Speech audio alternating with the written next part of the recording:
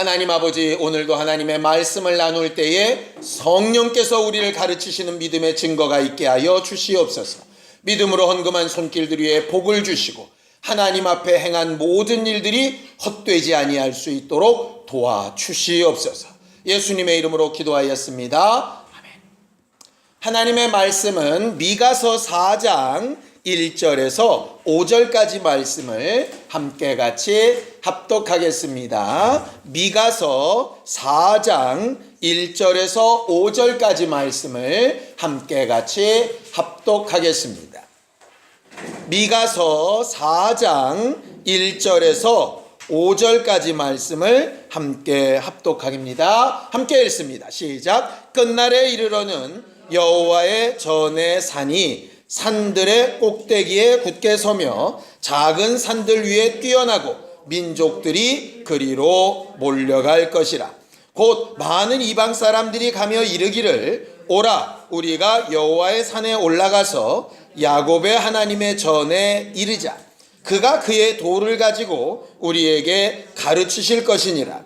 우리가 그의 길로 행하리라 하리니 이는 율법이 시온에서부터 나올 것이요 여호와의 말씀이 예루살렘에서부터 나올 것입니다.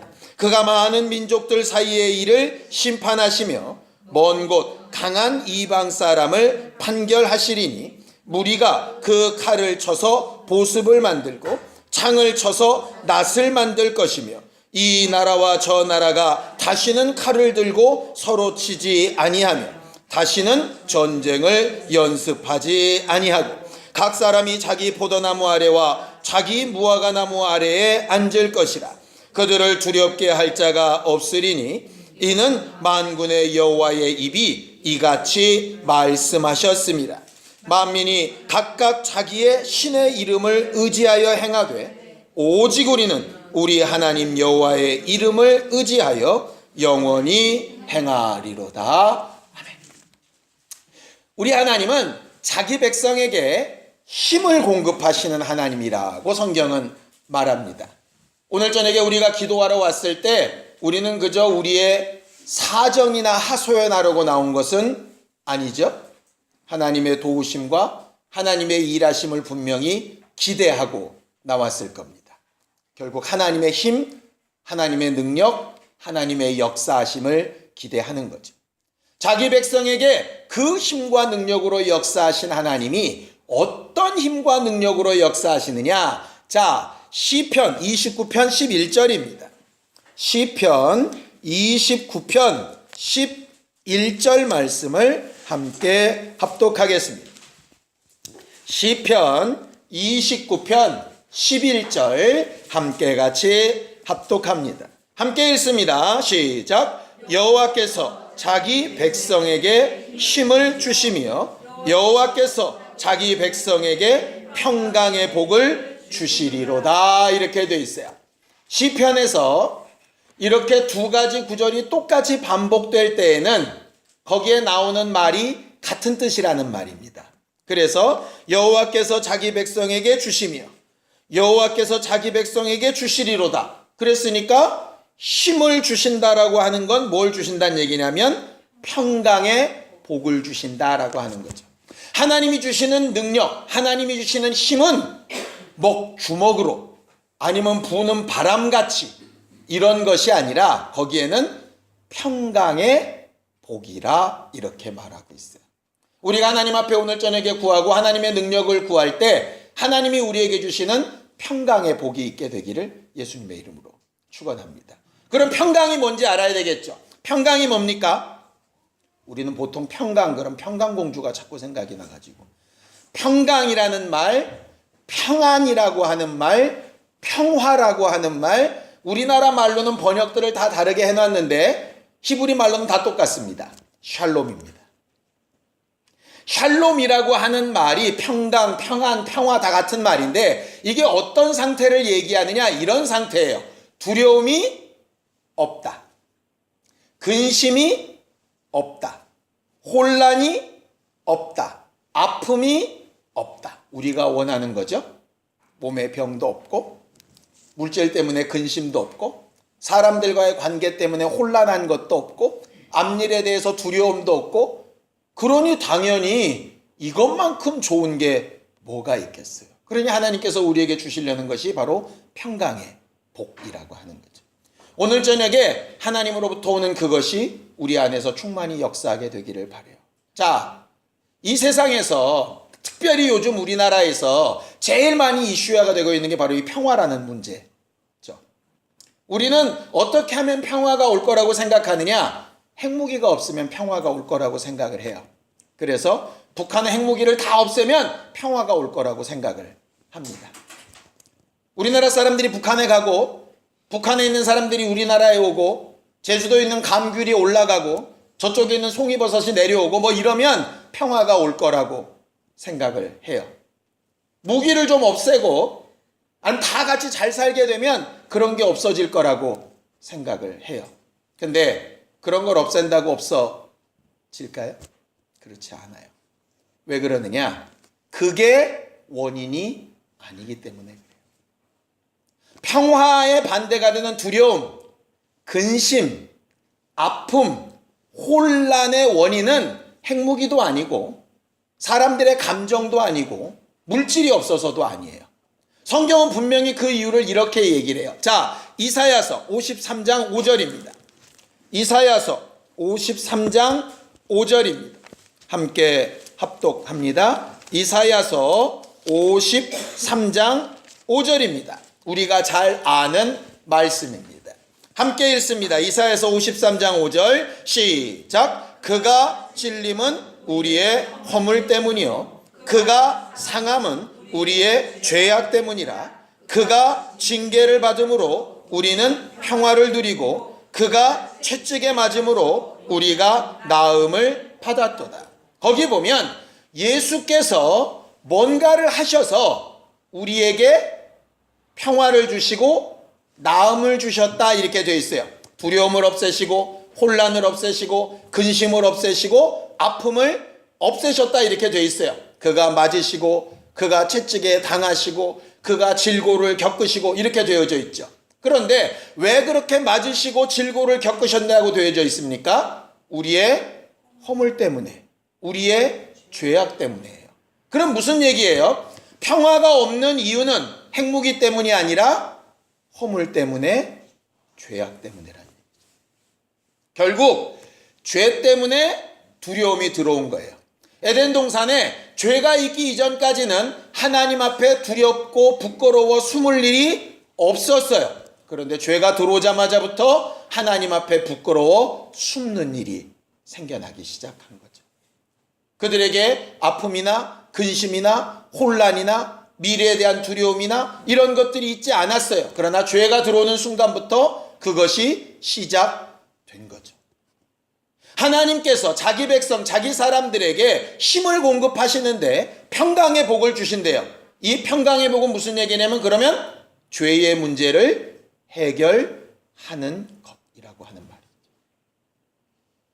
결국 우리의 기도는 하나님으로부터 능력을 얻고자 함이고 그 능력은 평강의 복을 얻는 것인데 그 평강을 깨트리는 원인이 뭐냐 하면 핵무기가 아니라 죄라는 거예요. 그러니 우리의 기도가 이 죄의 문제를 해결하는데 집중되어져 있어야 한다는 거죠. 오늘 이 저녁에도 우리가 그 죄의 문제를 해결하는 신령한 사람들이 되기를 바랍니다. 그런데 한 걸음 더 나아가 보면 이 죄의 씨앗이 되는 게 하나 있죠. 뭐죠? 우리가 야고보서 1장에 알고 있는 것. 욕심이 잉태한 즉 죄가 되죠. 그래서 이 죄의 문제는 결국 뭐에 관련된 문제냐? 욕심에 관련된 문제예요. 결국 내 마음과 생각에 관련된 문제이죠.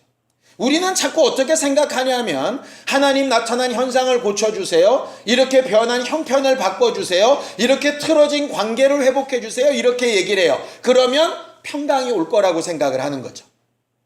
그런데 그걸 지금 뒤바꿔 놔도 본질이 뒤틀어져 있으면 다시 원상태로 돌아가잖아요. 이런 얘기입니다. 어떤 사람이 허리가 너무 아픈 거예요. 그래서 주사도 맞고 약도 먹고 수술도 받았어요. 그런데 얼마 지나니까 다시 허리가 또 아픈 거예요. 왜 그런가 봤더니 원래 앉은 자세가 삐뚤어진 거예요. 그러니까 억지로 그걸 교정을 해놔 봐야 원인이 그대로 있으면 다시 원상태로 돌아가는 거죠. 그러니까 우리는 겉껍데기를 바꾸려고 하는데 하나님은 그것 갖고 되지 않기 때문에 원본을 바꾸라는 거예요. 그래서 죄의 문제, 욕심의 문제를 해결하는 거죠. 그래서 죄와 정과 욕심을 십자가에 못 박으라고 말씀하시는 거죠. 우리의 기도는 그래서 이거 해결해 주세요 라는 문제보다 더 중요한 게 이 문제를 내가 십자가에 못 박는 것처럼 박으니까 이 부분을 나를 도와주세요. 내게 평강을 명해 주세요. 해야 하는 거예요.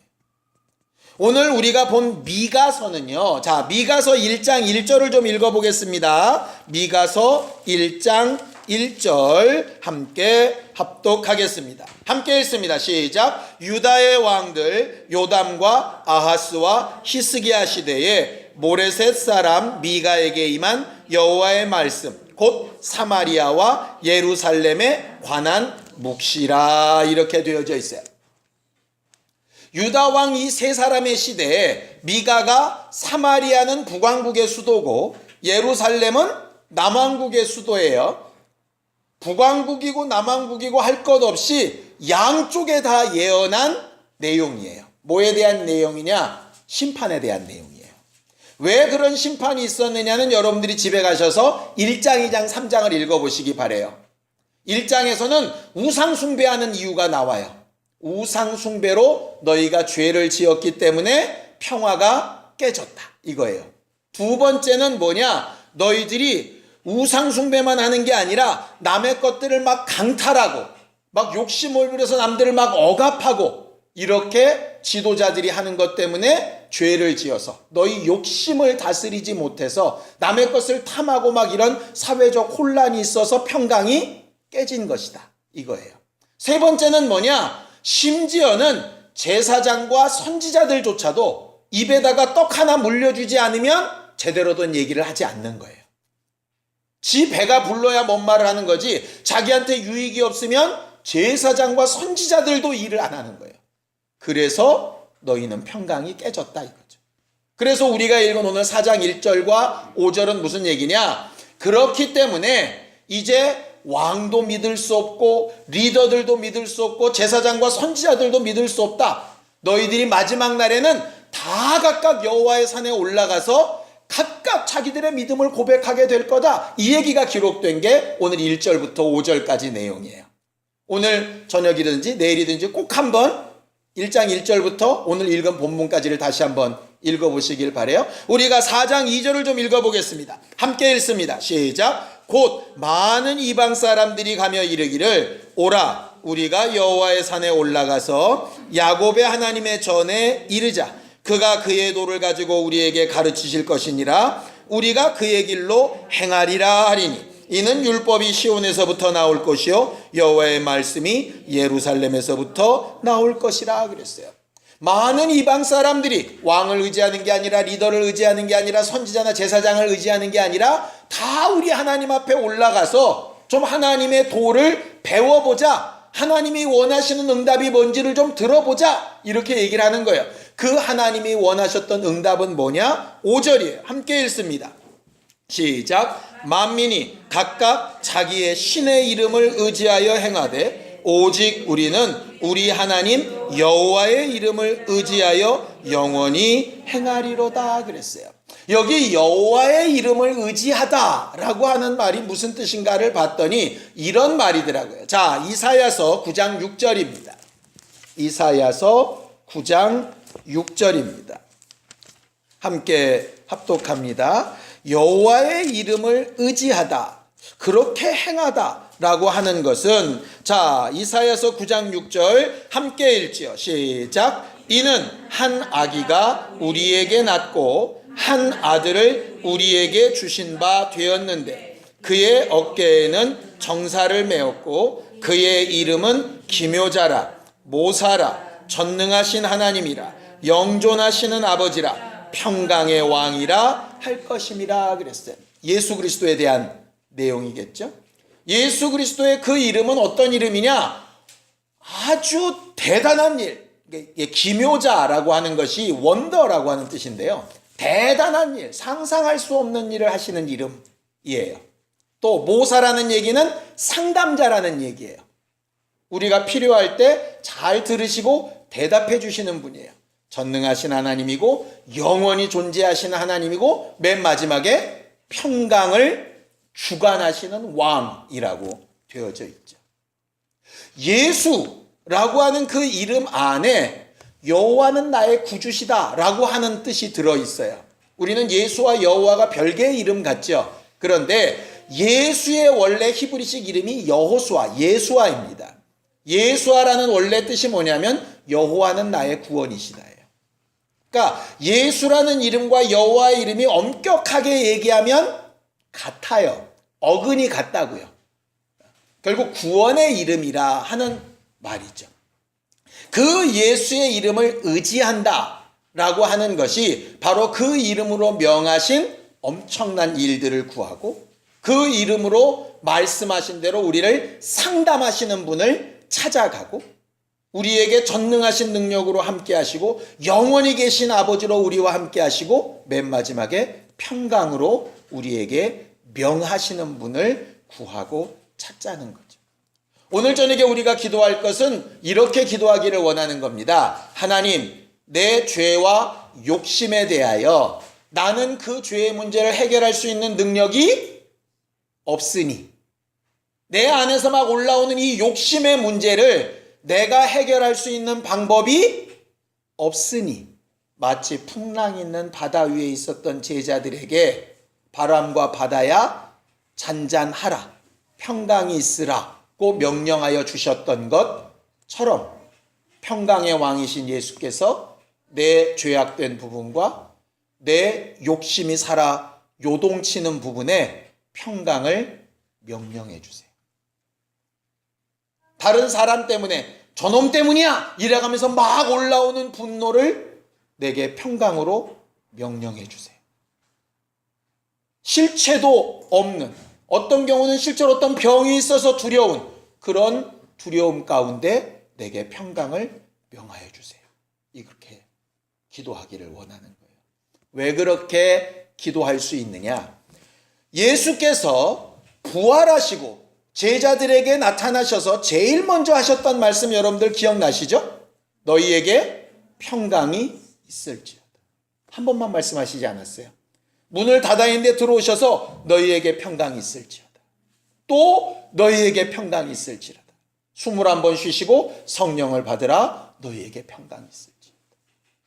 부활하신 예수는 부활하기 직전에 사역하시는 예수는 귀신 쫓고 막 역사하시고 복음을 전하시고 이런 분이셨다면 부활하신 예수의 첫 일성이 뭐였느냐 하면 공생애를 시작하는 예수가 회개하라로 시작하셨다면 그의 부활의 첫 언행은 평강이 있으라예요.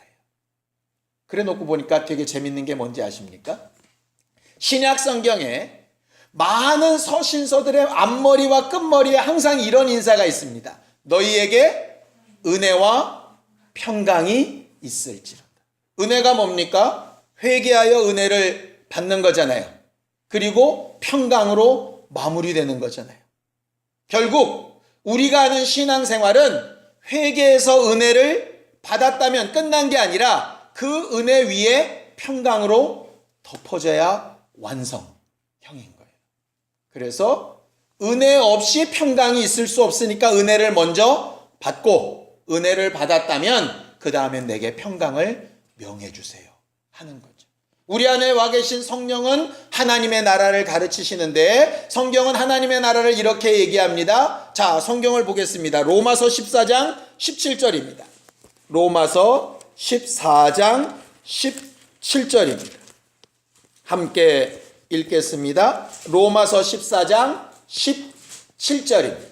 함께 읽습니다. 시작. 하나님의 나라는 먹는 것과 마시는 것이 아니요 오직 성령 안에 있는 의와 평강과 희락이다 그랬어요. 성령께서 우리 안에서 역사하실 때 먹을 것이나 마시는 것이나 입는 것이나 거하는 것이나 이런 것을 해결해 주시는 게 아니라 우리 안에 하나님의 의, 우리를 용서하시고 우리에게 은혜 베푸신 그것과 그 결과물인 평강과 그 은혜와 평강이 충만한 자에게 당연히 따라오는 기쁨, 그것이 성령께서 주시는 것이라는 거예요. 결과적으로 아직 풍랑이는 바다 위에 있어도 평강을 명하신 예수 때문에 웃을 수 있는 게 신앙생활이에요.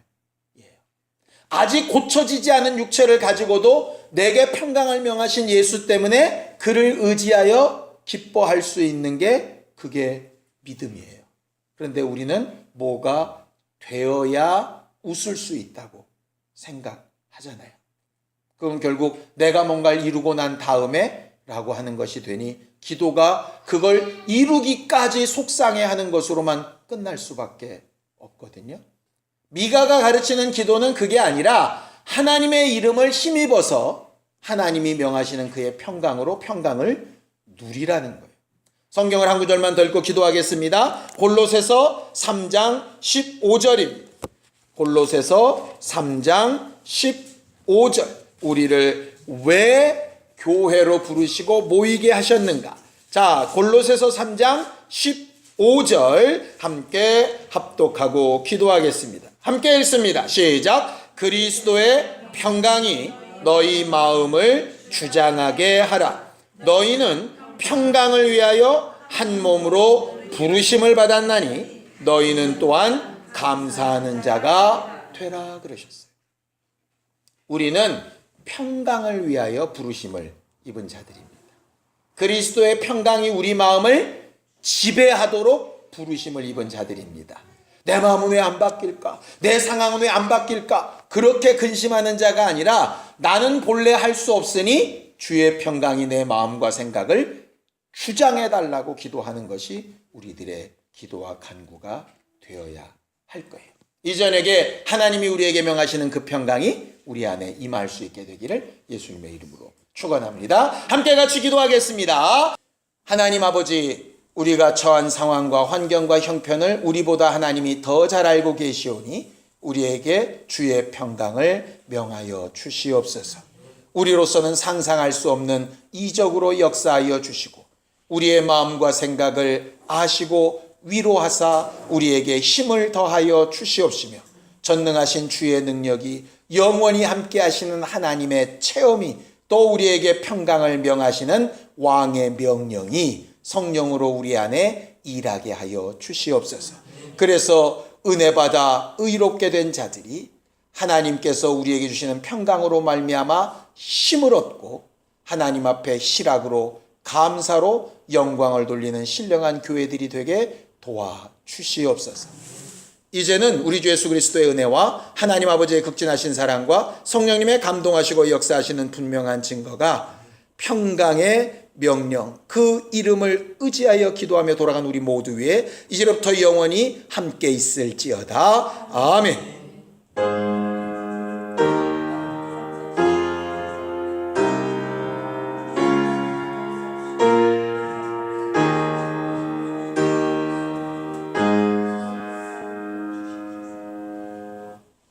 우리 기도 들으신 하나님 앞에 감사한 박수 내겠습니다. 수고하셨습니다. 감사합니다.